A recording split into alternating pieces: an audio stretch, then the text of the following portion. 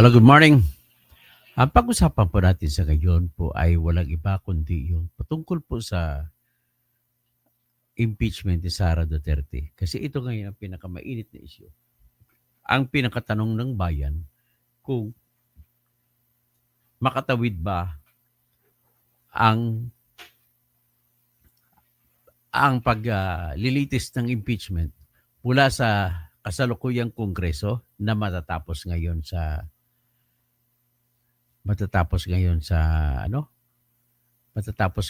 tinatawag na June 30. At July 1, makatawid ba July 1? Kasi panibagong senador naman na mag-uusap. So kung ako tanungin mo ay sabi ko nga na maging fair lamang ako sa aking pananaw base po sa batas na aking nalalaman at base po sa prinsipyo sa ilalim ng impeachment na being political in nature ay hindi na po makakatawid. Yan po ang aking ano. O di kaya, pwede natin sabihin na kung makatawid mong hindi ay nasa usapin yan, na sa ang makapagsabi lamang kung makatawid o hindi ay walang iba kundi ang mga senador. Bakit? Bakit ko nasabi po? Kasi ganito yan, Rosalie. Dalawa pong klaseng tanong na pwede dadalhin sa Supreme Court. Dalawang klaseng mga issue na pwede dalhin sa Supreme Court. May tinatawag na justiciable issue. Ang tanong, justiciable ba yung issue? Anong ibig sabihin justiciable? Ang ibig sabihin, may kapangyarihan ba ang Korte o ang Supreme Court na magbibigay ng interpretasyon kung ano ang tama at anong mali patungkol sa tanong? Yan ang mga tanong. Ngayon, kapag pag-eleksyon, para maisimplihan nyo, maintindihan ang ibig sabihin, pag political question kasi, hindi saklaw ng Supreme Court at hindi makialam ng Supreme Court. Kayon, nais kong sasabihin na ang tanong kung pwedeng sumali yung 12 bagong halal na senador, pwede ba sila sumali sa usapin na maghuhusga sa impeachment ni Sara Duterte? Yan lang po ang tanong natin. Simple-simple lang yan. At pasimplihin ko sa inyo. Ngayon ganito po, sabi ko kanina, depende yan kung political question or political issue o di kaya justiciable issue. Dalawang klase lang issue kapag korte ang titingnan mo. Political issue, hindi saklaw ng korte sapagkat tao lamang makapagdesisyon. At kung tao makapagdesisyon, mayroong tinatawag na extension para sa mga binuto ng tao, yung mga congressmen, mga senador. So sila mag-issue, sila kumakatawan sa desisyon ng tao. At kung hindi po political ang issue, ibig sabihin justiciable. Halimbawa, ano ba yung justiciable? Pag justiciable po, nakabase sa kung ano ang batas. May batas ba? At kung sinasabi ng batas ang detalye, dapat sundin ang detalye ng batas. Dito sa impeachment, isa-isahin natin ang mga batas, kung anong mayroong batas sa impeachment. Number 1, mayroong batas po sa Article 11, Section 3 ng Constitution. Nakasad po, ang importanteng mga batas doon nakasad ay yung number 1, yung ang pagsampa ng impeachment laban sa mga tinatawag na mga opisyal na impeachable ay karapatan ng kahit sino mamamayan, pero nakabase po siya sa may dahilan. Ano bang dahilan? So binibigay ng dahilan ng ating saligang batas ay ang tinatawag na betrayal of public trust, culpable violation of the Constitution,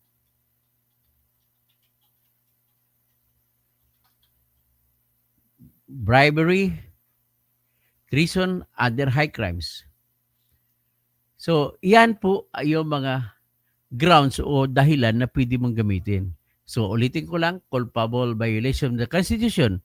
Na ang ibig sabihin ay nilabag o hindi man lang sinunod ng opisyal ang konstitusyon. Number 2, treason, pagtatraidor sa inang bayan. Bribery, panunuhol. Graft ang corruption, kahit anong klaseng graft cases. Ibig sabihin ng graft cases, kasama dyan sa Republic Act 3019, yung Section 3 lalo. Tapos, kung other high crimes, yung mga serious na kahit anong krimen, murder, rape, or whatever. Tapos yung betrayal of public trust, pagtatraidor sa tiwala ng taong bayan. So, ang pwede lamang ma-impeach sa presidente, vice president, Supreme Court justices, members of the Constitutional Commission, at ang ombudsman lamang. So, hindi mo pwede ma-impeach ang deputy ombudsman, kaya ang ombudsman lang ang pwede ma-impeach. Okay?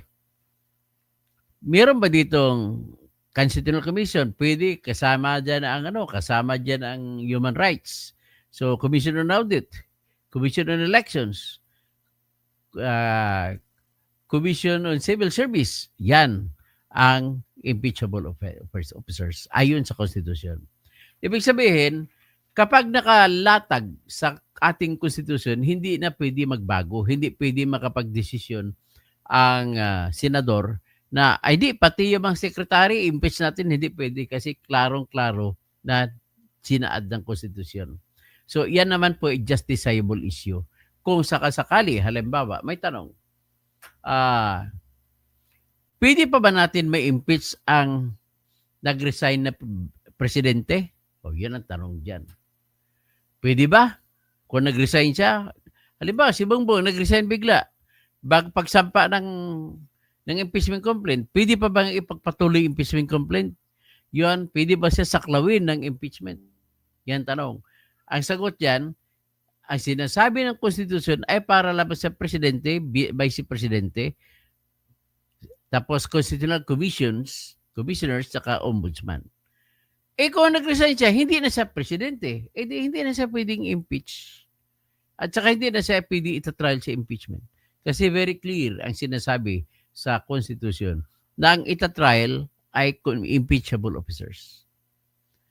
Ano ba ang purpose ng pag-impeach? Number 1 ay pagtanggal sa pwesto. Kung nagtanggal na, nag-resign siya, di tanggal na siya. So magiging moot and academic na.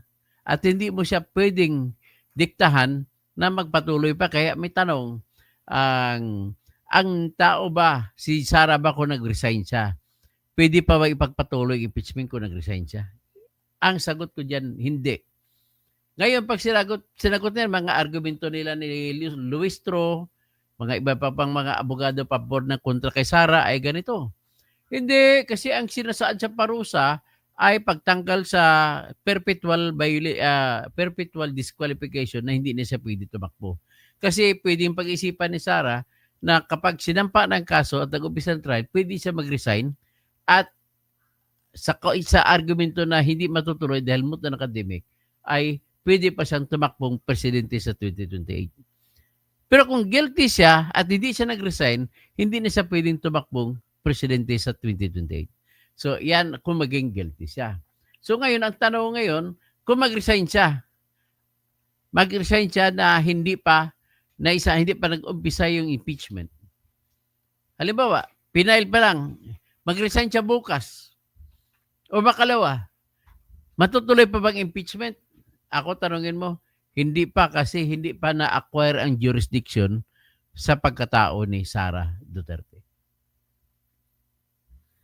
Yan naman, ang binasihan ko naman ay patungkol sa may klarong batas kasi kapag lahat ng kaso, kapag wala kang, hindi mo na-acquire, hindi mo na warrant, hindi mo na aresto ang tao, hindi ka pwede magpatuloy ng paglilitis. Pero si Sara, kung hindi siya, pag umalis siya, mag-resign siya, hindi na siya pwede basahan ng kaso. Maglabag nga sa Constitution na no person shall be deprived of life, liberty, or property without due process of law. Kapag hindi mo siya binasahan, ang proseso ng pagbasa ay hindi mo na magagawa. Kung hindi mo na magagawa, hindi na magtutuloy ang impeachment.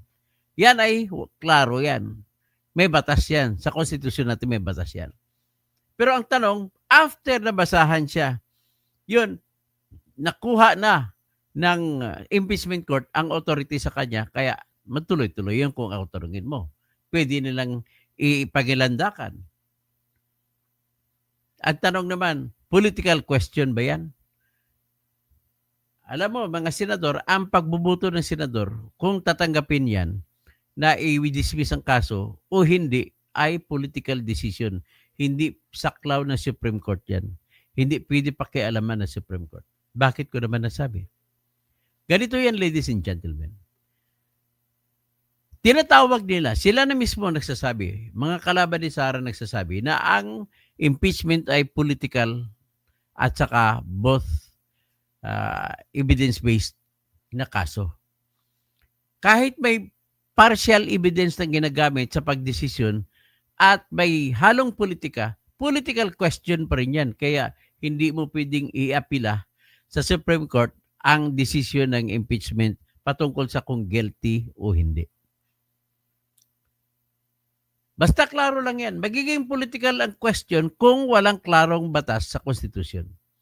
Number one, may klarong batas na within 10 days ay dapat mula ng pagsampa ng verified complaint sa House of Representatives, i-transmit o padalhin kagad ng Secretary General sa loob ng 10 session days sa Speaker para tingnan.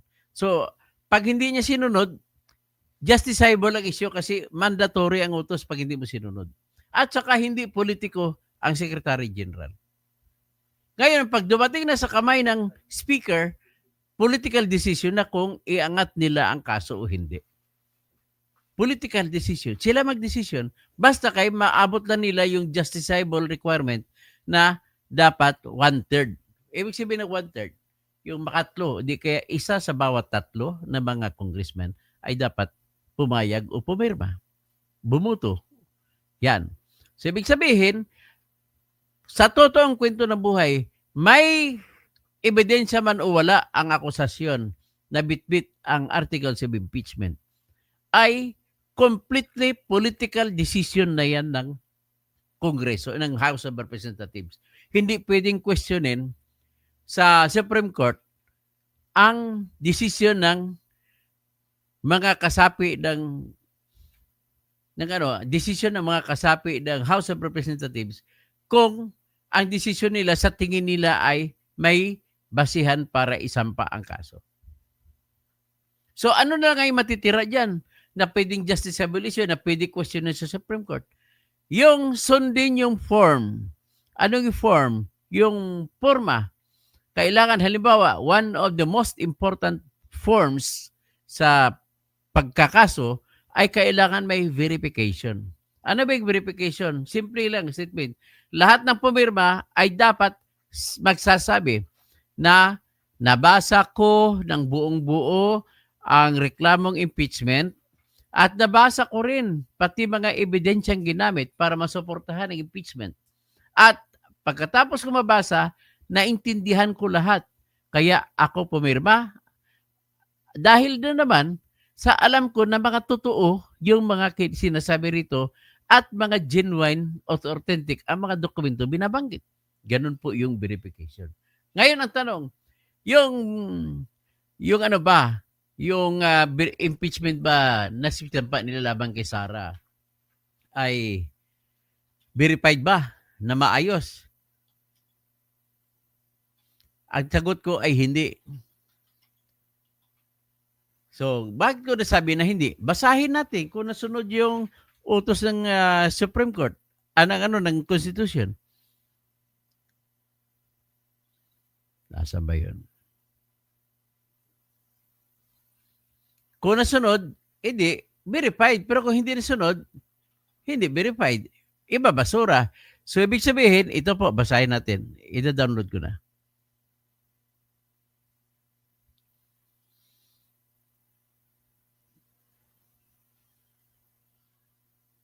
Ay, hindi to. Verified complaint for impeachment. So, ito.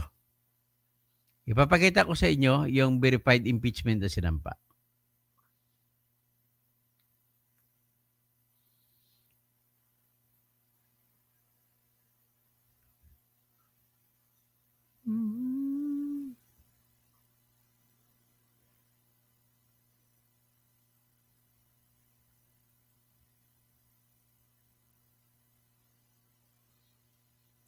Ito ata isa. Dali lang. Ito po yung impeachment na sinampa. So, nakita nyo na? Ayan, malaki. Ha? Ito po ang sinampa ng mga congressmen. Ang sabi ko, political decision ng mga congressmen kung may laman nga man o wala yung kanilang kaso laban kay Sara Duterte. So, ibig sabihin po, kahit wala man lang katuturan, walang ebidensya, ay obligado sa totoo lang ang Senado na tanggapin. At obligado ang Senado na magpapatakbo ng kaso. So ngayon, tingnan mo rito. Sino ba pumirma? Ayan, nabirma na pumirma, Ferdinand Marcos, Sandro. Tapos ang pinakahuli pumirma yung kanyang tito. Si Ferdinand Martin Romualdez. Parang Ferdinand, no? So ngayon, ito ngayon ang kanilang verification. Subscribed and verified before me on this 5th day of February 2025 at the House of Representatives. Batasan pambansa, who are known to me and to me known to be the duly elected members of the House of Representatives who signed the foregoing complaint of impeachment against the Vice President of the Philippines, the Honorable Sara Z. Duterte. This instrument, which is in the nature of complaint resolution for impeachment consisting of 32 pages, excluding the annexes, signature pages, verification, and this page, has been signed by all the complainants. Yan! Sinabi lang has been signed by the all complainants. At hindi sinabi na nabasa ng mga congressmen. So, kung hindi nabasa, ay hindi nila na-understand. So sa ganon, justiciable ang issue niyan. Walang kapangyarihan ang congressman na ibaliwalain ang verification. That's why dito ay pwedeng questionin sila. Pwedeng ito ngayon i-motion to dismiss. Okay, next, pupunta tayo. Balikan natin ang motion to dismiss na yan. Ano pa bang ibang pwedeng i-political question at hindi? Susunod po, pagka sasabihin ko lang, kapag wala po, pag hindi po klaro sa ating constitution kung anong gagawin, o di kaya kung gray area, political question yan, hindi saklaw ng Supreme Court. Next, nagsampa. Ang sinabi sa Constitution, forthwith. Tingnan natin. Ida-download ko ngayon ang 1987 Constitution.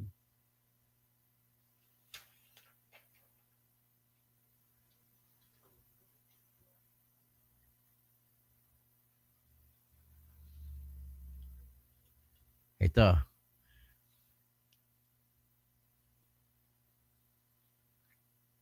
Ito ang Constitution natin. Sinasabi rito ay forthwith. O, tanggalin ko muna yung tanggalin ko muna yung impeachment naman.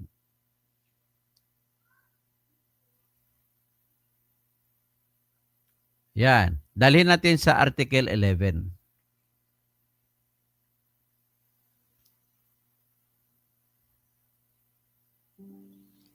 Article 8.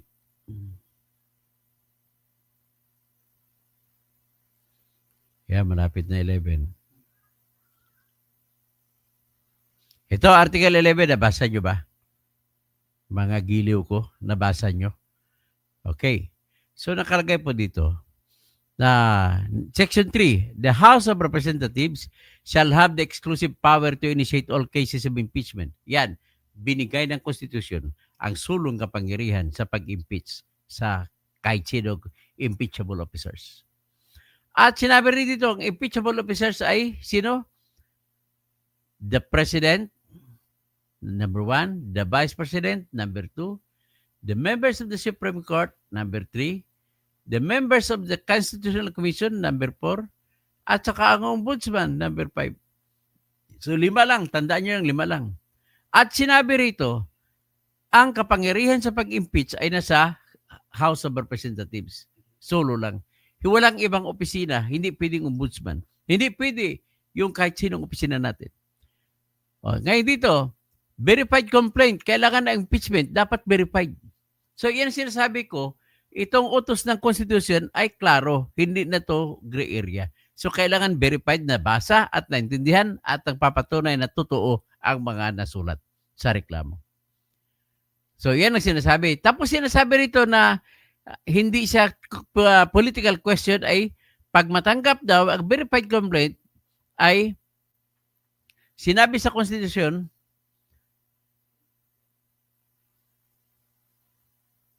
it shall that the verified complaint for impeachment must be included in the order of business of the House of Representatives within 10 session days. Ayan.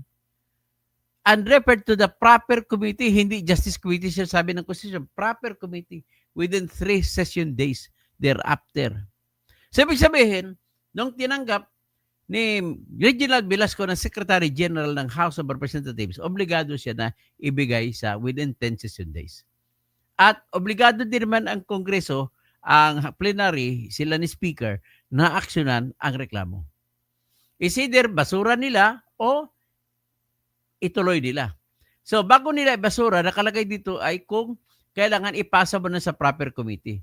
Ang ginawa nila sa first impeachment complaint noong February 2, at December 2, at second impeachment complaint noong December 4, at third impeachment complaint noong December 19 ay hindi nila hindi sinunod ni ni Velasco. Kaya dito sila pwede questionin sa Supreme Court. Ngayon nag-question dito si Sara at saka yung mga abogado sa Davao. Kumbaga, pag kuninsidera mo yung tatlong unang sinampa, ay bawal na isampa yung pang-apat kasi may batas dito nagsasabi, no impeachment proceeding shall be initiated against the same official more than once within a period of 1 year. So, dyan, kasi klaro ang batas, pwedeng questionin ngayon ni Sara, kaya abangan natin ang decision ng Supreme Court sa ganun. So, dito naman, nung tinanggap na nila ni sino to, ni Chis Escudero, ano pa ang pwede nilang gagawin sa natanggap na complaint? Actually, pwede nila i-dismiss. Bakit?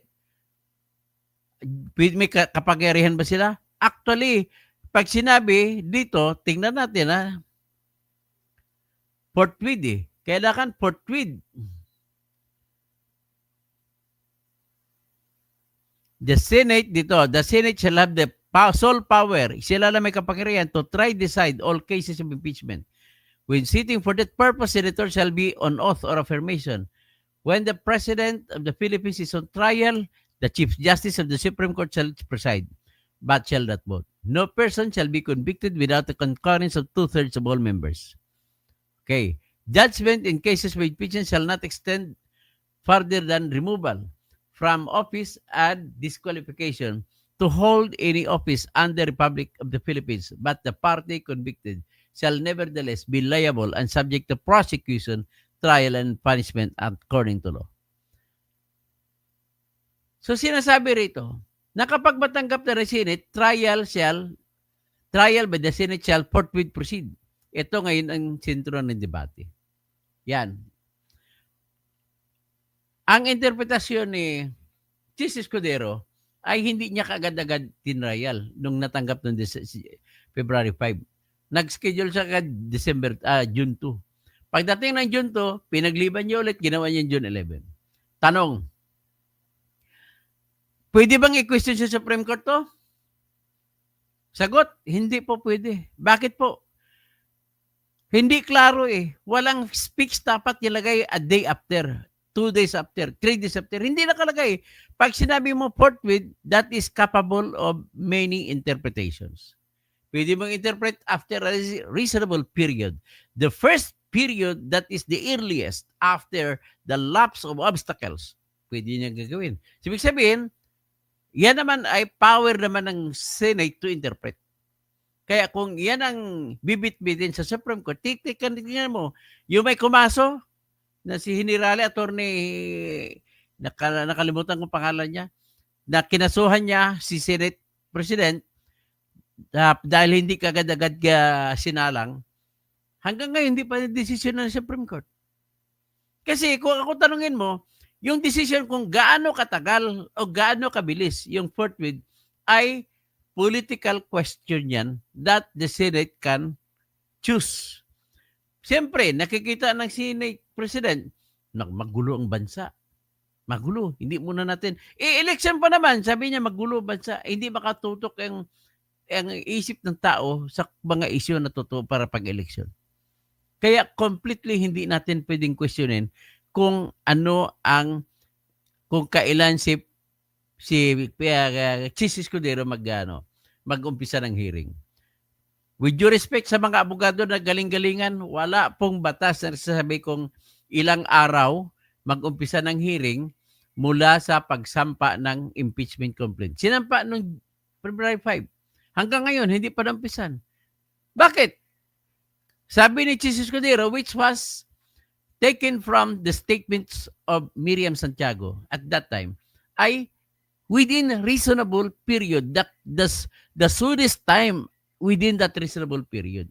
Kung busy sila, election, reasonably.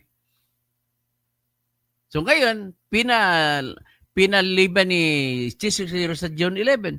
Ang katwiran niya, may mga 200 pesos na wage law na papasa itatapos. Gusto niyo ba wala na kayong wage law increases? 200 pesos, kailangan tapusin nila. Isa pa, gusto nila isara makapatapos ang batas na wala ng pugo. Gusto niyo ba yan? Hayaan yan. Kasi papalit natin, impeachment na lang. Gusto niyo ba yung Magna Carta for the children? Huwag na ipasa kasi impeachment unahin natin. Pero pinakamalaking gusto, hindi ko alam kung gusto niyo, ipapasa ngayon yung 200 pesos na wage increase sa lahat ng mga trabante. Gusto niyo huwag na gagalawin yan para pagkasunod matapos ang June 30, uulit na naman yan. Hindi na magtutuloy-tuloy yan ang batas na yan na proposal. So, in other words, political po ang tanong kung kailan bubuksan susundan o simula ni Chis Escudero. Wala kasi klarong batas kung ilang araw ang forthwith. Sana kung ang gumawa ng Constitution, nilagay niya araw, 2 days after the filing of the impeachment complaint before the Senate President shall start the trial proceedings on the 3rd day from the date of the filing. Sana gano'n ang ginawa sa Constitution. Wala. Kaya justiciable ba yung question? Hindi po justiciable yan. Pag malabo ang sagot, hindi yan justiciable. Political question yan. Kasi completely, pwede sila magdesisyon kahit na guilty sa tingin sa ebidensya, pwede nila acquit. Natandaan niyo ba si Corona? Inacquit ni Miriam. Inacquit ni Bongbong Marcos. Inacquit ni Joker Arroyo. Pero ginilty ng mga iba pa ng 21 senators at 20 senators. Anong nangyari? Pagdating sa Sandigan Bayan, inacquit ng Sandigan Bayan si Renato Corona.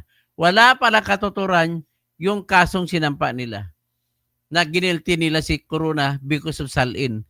Hindi lang niya nalagay sa salin. Pero, in fairness kay Renato Corona, na napatunayan ng Sandigan Bayan Justice na si Justice Malabagyo, na judge ko dati na lahat ng kaso ko dyan sa Quezon City, pinanalo ko kay Judge Malabagyo. Gayong justice siya. Siya nag-acquit kay Corona. Ibig sabihin, wala palang kasalanan si Corona. Ginilty natin. Ganun na padalos-dalos, political kasi na sagot na tanong ang guilty o hindi. Hindi pwedeng saklawin ng Supreme Court ang desisyon ng bawat senador kung igigilty nila o hindi yung taong nasasakdal sa impeachment trial. In other words, dito mo na makita ngayon, kampi-kampihan. Hindi kasi sinabi sa ating Constitution that the decision of the senators as judges must be limited only to the evidence, no political considerations. Kaya kung may sinabi sana no political considerations, ayun, magbubunyi na kayo kung maraming ebidensya laban kay Sara. Ito, kahit punuin mo ng ebidensya laban kay Sara, mind you, siyam lang po na senador ang mag-abstain, wala na, hindi na siya makonvict. Hindi na kailangan bumuto yung siyam na senador. Abstain lang. Okay? So, ibig sabihin, political question yung pagdedesisyon, pag-convict. So, ngayon, kung hindi pa nag-umpisa ang hearing, ay mayroon ng desisyon ang bawat senador, politika lang ito. i-dismiss na natin. Wala tayong magagawa. Kaya, kung may magsampa dyan ng motion to dismiss at magdesisyon kahit siyam na senador lamang magpapabor sa motion to dismiss, automatic dismiss na yan. Kasi bakit? Hindi na siyam lang ang kailangan ni Sara para manalo.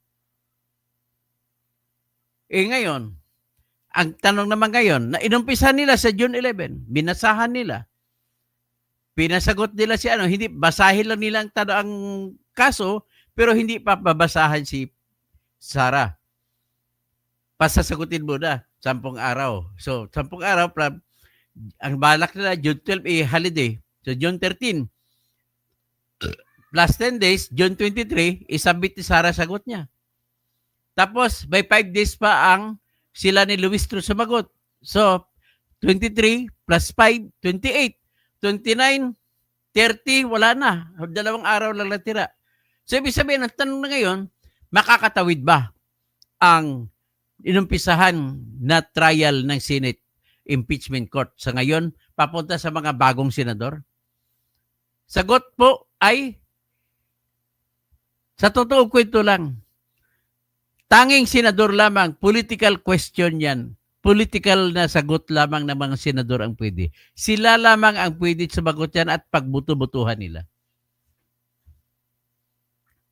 Of course, kung ang tanong kung patawirin o hindi, ilang boto ang kailangan ni Sara? 9 na boto lang ang kailangan ni Sara na kumontra, hindi tumawid, tapos ng laban. Kasi bakit? 9 lang na boto ang kailangan ni Sara para manalo. At kung nakaboto ng 9, useless na magpatuloy ng trial. Kasi ang 9 na kagad, nagbigay na kagad ng decision. Kasi may political na naman yan eh. So nakuha nyo na, nag-gets nyo na ang ibig ko sabihin. Kaya, daming debate ito mga abogado sa totoong kwento lang. Lahat mga abogado dyan, mga nagaling-galingan sila, nag-debate. Wala naman sila lahat basihan. Ang nagsasabi makatawid, wala rin basihan. Ang sinasabing hindi makatawid, kulang ang basihan. Sa totoong kwento lang. Ako lang nagsasabi na political decision lang yan kung makatawid o hindi. At depende yan sa senador at kailangan lamang ni Sara ng 9 na senador ang kumontra. Kaya ba siya? Ay, 11 pa nga, megit. Majority pa nga nabuto, kuha niya. Magbilang tayo. Bongo, Bato, Marcolita, Aimee, si Villar, na babae. Sunod, siyempre si Villar na Mark Villar, bubuto yan, 6 na. Si Ruben Padilla, 7. Si Alan Peter Cayetano, old, pero batang Duterte, 8. Si Pia, siyempre kung saan ang kanyang kapatid, pupunta doon, 9. Si Big Sabiri, 10. Si Jinggoy, salita na, 11. Siyempre si JB, kung saan si Big Sabiri, doon yan. Si Big Sabiri, si Jinggoy, si 12 na. Si JB. Si Joel Villanueva pa, kasi tatakbo yung tatay niya pagka-senador sa sunod. Kailangan ni Joel Villanueva ang suporta ng mga Duterte. So, 13 na. Si Win Gatchalian, kailangan niya tumakbo si Rex Gatchalian pagka-senador. Siyempre, papaborin kay Sara. 14 na. Majority na kukuha ni Sara. Kaya nga, ako lang ay nagsasabi sa inyo, useless lang yan mag-rally-rally. Yung rally nyo, ang problema lang sa mga rally nito, ang masasabi ko lang sa mga nagpasiburo sa rally na yan, niluloko nyo ang tao na sinasabi nyo, may ebidensya kayo. Ang rally nyo, convict Sara. Hindi po makukonvict, may trial pa nga eh. Pag trial, titignan pang ebidensya. Mali po kayo pag sinabi nyo mag-rally kayo, convict Sara. The most correct statement is impeach Sara. Try. Ituloy ang trial. Ganon dapat ang statement nyo. Hindi mo pwede sabihin na convict Sara. Hindi pa nga nag-trial eh. Bakit makukonvict nyo ba? Ano bang ebidensya nyo? Makukonvict nyo? Kayo naman yung mga iba kasing agenda ninyo, political din. Kaya kayo kung magsabi kayo, convicted Sara, political question din sa inyo. Kaya political na lang lahat na ito. Sa totoong kwento lang, kung totoo yung butuhan na yun, sino sa 32 million, bawasan mo yung bubuto kay BBM? Sino sa mga botante na yun ang papayag na 12 senador at 34 na senador lang magdesisyon sa kapalaran ng mga taong binoto nila? Hindi papahig ang mga tao dyan. Kaya, yan po ang dahilan kung bakit ang mga senador ngayon ay andap i-convict si Sara. Dahil nakita nila ang power of endorsement ni Sara na ipadalo niya si Villar at saka si Amy kahit na kulilat na sa survey. Ganun po at tinitingnan, iyan ang katotohanan na tinitingnan ng mga senador. Titingin sila sa kanilang kapalaran sa 2028. Sino mga magpapa-elect sa 2028? Oh, si Lauren Legarda. So, bubuto kay Sara yan, sigurado ako. Si Rapi Tolpo. Pero kontra ni Sara kasi tatakbong presidente, hayaan mo na yan. Sino pa ba ibang patakbo?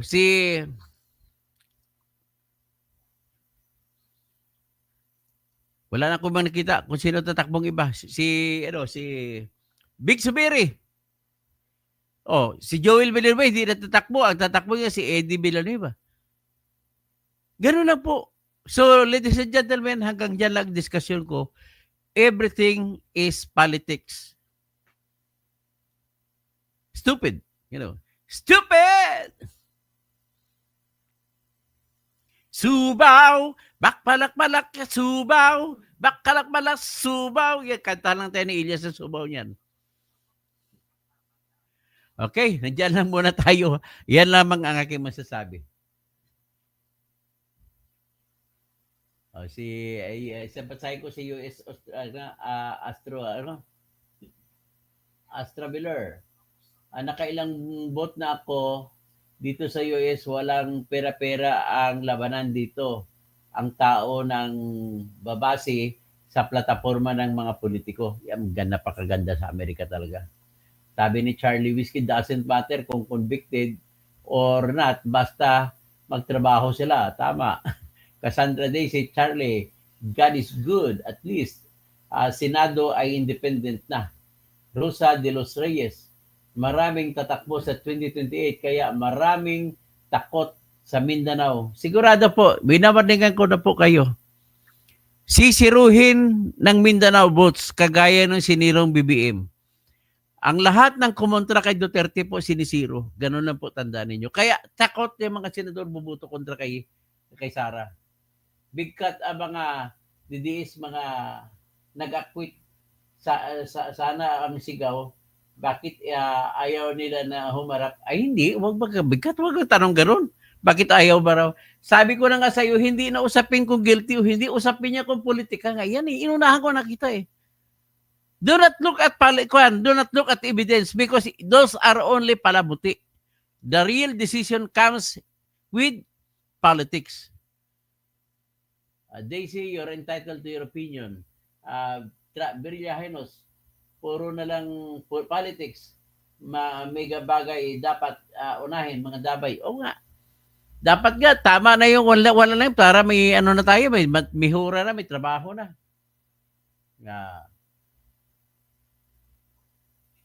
Tapos sino pa? Si US Traveler, nakailang boot na daw siya, no? Sino pa? Si Rosa de los Reyes. Correct. Takot sila sa Mindanao at Bisaya. Cassandra Daisy, Charlie, kikita mo naman ang boto ng Cebu.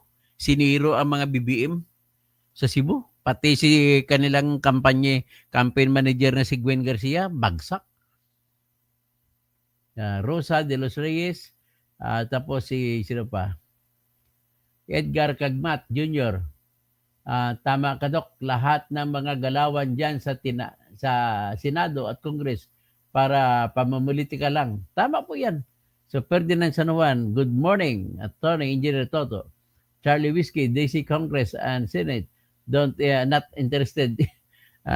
Interpret the Constitution only the laws they pass. Wala na, puro politics yan. Tandaan niyo po, kapag ang isang probiso na tinatanong, kagaya na pagtawid, wala pong eksaktong provision ng konstitusyon natin kung makatawid ba o hindi. Therefore, all matters that are gray in areas, all matters that are not clear, are not subject to the decision of the Supreme Court. The Supreme Court cannot intervene. These questions are considered as political questions, and only the people by their votes, translated to the senators, can decide what should be the answer. So, Ma'am Reax, impeach Mary Grace Piatos. Kahit ano pang Mary Grace Piatos, unang-una, to educate you, confidential po yun. Paano mo bibigay ang pangalan? Halimbawa, si Charlie Whiskey, ikaw bibigyan ng pera, tapos ikaw magbibigay ng pangalan ng kung sino ang kidnapper. Payag ka ba, Charlie Whiskey, na ibuyagyag dun sa Quadcom pangalan mo? Siyempre hindi. Ilagay mo kung Mary Grace Piatos, lagay mo. Ganon din ang confidential fund ni Bongbong Marcos na 4.625 billion.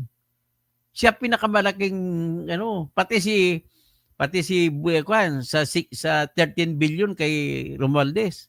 Ganon din sila. Puro certification. I certify that I spent to the purpose the funds that was given to me. Certification lang. Walang resibo. Ganon sa Senado ha.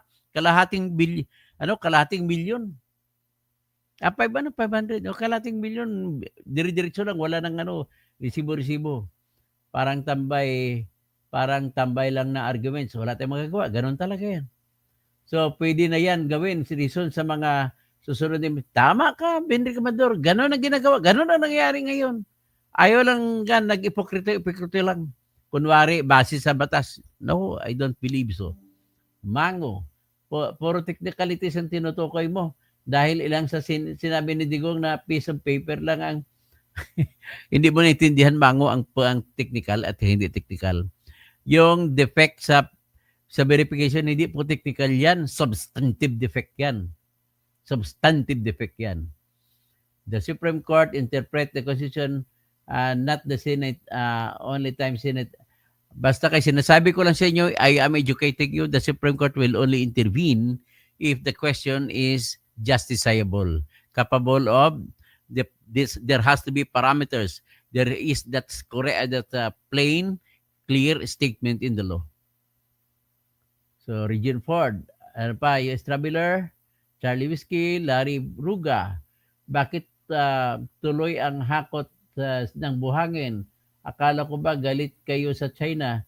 Oo nga, hindi naman galit si BBM sa China. Bakit tuloy ang tuloy-tuloy yung tinatawag na pag-reclamation. Tapos tuloy-tuloy may mga Chinese cars dito. Kunwari lang yung si BBM na anti-China. Sino pa? Puro ang problema sa Pilipinas, puro mga ipokrita eh. Alina, good morning, Attorney Montgomery. Salamat po ho sa pagiging patas, pabor talaga. Edgar Peñaranda, Junalyn Becerra, good morning, sir. Maria, mayroon din dyan gustong magpresidente, tahimik lang pero taga-satsat, napadirty ng politics o talagang gawin. Ayun. Ang sigurado, tahimik lang niya si Tulpo. So, Cassandra Daisy, Wonder Mike, Armando David, good morning, Doc Engineer. I hope today is also a fine day for yes, it's always fine. Maria, ito nakakatawa, si BP. Sara, kumakain ng popcorn habang pinapanood sila nagsampahan sa Kongreso. Yan ang napapala ng mga gahaman sa pera. Sigurado ka ba, Maria? Wala po tayong ebidensya na ninakaw ni Sara ang pera. Ang ebidensya natin ay ang resibo ng Mary Grace Piatos. Hindi naman ibig sabihin na ninakaw kung Mary Grace Piatos ang resibo. Confidential nga yan eh. Kaya mangangamuti ito sa pagbalatektakan na sa impeachment yung mga sila ni Luistro, mangangamuti. Hindi po corrupt, ibig sabihin po naggamit ng alias ng resibo. Ay, napakabubo naman ninyo. Ay, sorry. Argo, salamat sa suporta sa DDS host. Argo Hilo host, Bernard Magtibay. Hindi, nagsumusuporta lang ako sapagkat yan naman po talaga ang nangyayari sa buhay natin sa Pilipinas eh. Sino pa si Fulgencio Rossetti? Political process yan. Kaya kung political process yan, wala tayong karapatan mag-expect na magiging judicial process ito. Good morning, sir. Toto Kausing, ang ombudsman ba may kakayahan ba na ibang kaso naman sa ombudsman?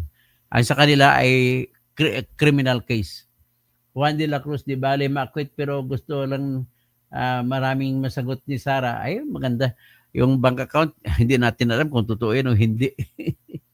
Okay, Cassandra Daisy, Brilla Hainos, sino pa, US Traveler, Boyric Eliseo Vlog, paki-explanation sa kaso ng Kabataan Party List na rep ang Kasamaan Party List. Sa sunod ko na gagawin yan ha, Boyric.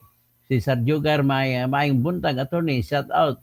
May diri sa Pulumulok. Taga Pulumulok di ay mo, sige. Cotabato, galit sa China tapos ang mga mining sa Surigao. Oh, mining sa Surigao tsaka sa Sagittarius Mining puro mga China ang pinapadala ni Bongbong. Ano ba yung klase? Galit sa China tapos mga minero, mga Chinese. Bill Alvarez, doktor ka naman ngayon. Bakit? Doktor naman ako, Doctor of Jurisprudence. Rosa de los Reyes, the best ka talaga ito nito, kausing mag-explain, maintindihan. Ganun ang in-explain ko sa inyo kung anong katotohanan sa likod ng lahat nito. Puro lahat pagkunwari ito. Magandang umaga po sa lahat.